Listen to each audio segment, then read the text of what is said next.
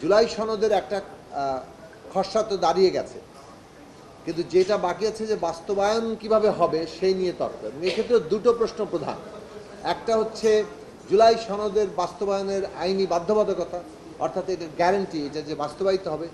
আরেকটা হচ্ছে যে এটা এমনকি সংবিধানের সংযোজন হলেও সেটার টেকসই হবে কিনা।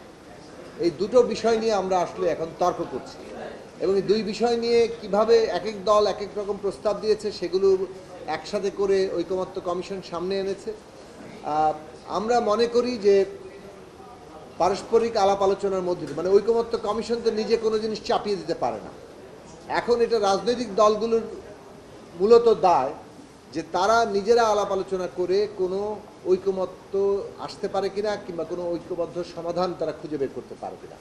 সেই কারণে আমরা সময় চেয়েছি মাননীয় প্রধান উপদেষ্টার কাছে, ঐকমত্য কমিশনের কাছে, আলাদাভাবে সদস্যদের সাথে আলোচনার পরিপ্রেক্ষিতে, এবং সেইখান থেকে এটা মোটামুটি আমরা ধারণা করি যে সময়সীমাটা বাড়বে।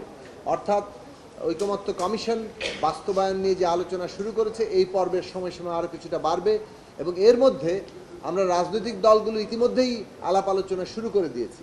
অনানুষ্ঠানিকভাবে রাজনৈতিক দলগুলো কথা শুরু করে দিয়েছে, আনুষ্ঠানিকভাবেও বেশ কিছু বৈঠকের মধ্যে হবে। এই অনানুষ্ঠানিক আনুষ্ঠানিক বৈঠকের মধ্য দিয়ে আমরা আশা করি যে আমরা একটা ঐক্যবদ্ধ সমাধানে পৌঁছাতে পারবো, একটা ঐকমত্য তৈরি হবে।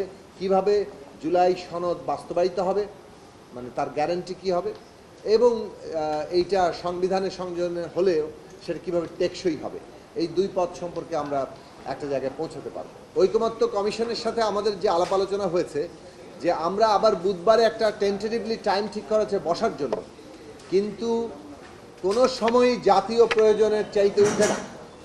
অতএব আমাদের জাতীয় প্রয়োজনটা সর্বাগ্রে, তার জন্য যদি সময় আরেকটু বেশি লাগে সেই সময়ে ঐকমত্য কমিশন তারা অবশ্যই সেই সময়ে বিষয়ে বিবেচনা নিশ্চয়ই করবেন।